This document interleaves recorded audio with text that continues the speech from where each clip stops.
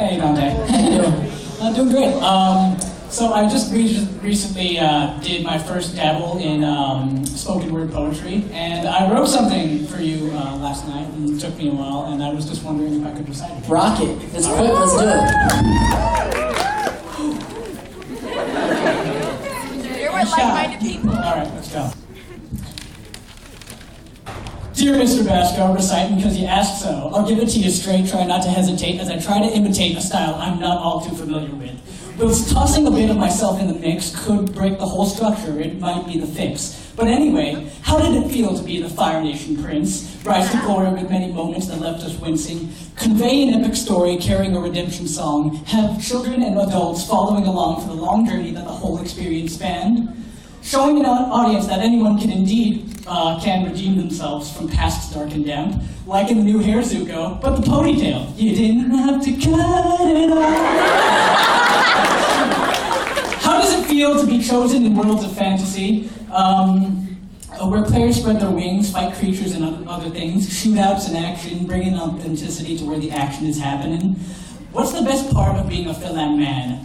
Whoops, correction for inflection. What is the best part of being a Philan gentleman? Is it the adobo, the rice, the taste, the tight family bonds, and the children's smiling faces? Never wasting my time personally when I stop to think and ponder about a culture more folks should take pride in, whether full or half American. I could drag on like Jake Long, but I apologize. Let's move on.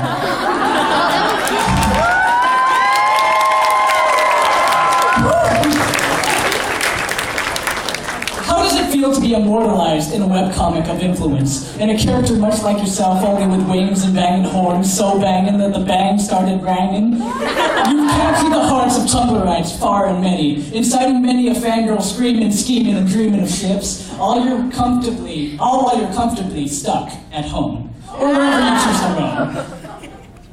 With this whole Homestuck thing, does it sometimes make your ear ring while you lie in bed in the dead of night? Do you hear the chants once more? Rufio! Rufio! Rufio! With that, I suppose I'm done with my rhetoric, questions, and such. What I have left to say shouldn't be much. You're a wonderful man, Mr. Basco, of many talents, many voices, dancing and singing to boot. You're a poet and people like it when you show it. You speak from the heart rather than focusing on what was sold. In your many works, newer and old, you spoke of growing and how we never truly change, no matter how time decides for our bodies to rearrange. You spoke of love, its greatness and downfalls, the words we speak, that's important we tweak, so to speak. You give a fond reminder to put the gentle in gentle man, whether in public or in bed if I possibly can. And sorry, I'm not much of a pro poet when I propose such gestures as this. My skill in reciting tends to often taper. I mean, heck, I'm reading this from paper. So I wrap this all up with what left I have to say. Thank you for your contributions to the industry, breathing life in characters we know today, and what they say in every word will be hanging on what we heard, because it was Dante Basco, some directorial figure preferred.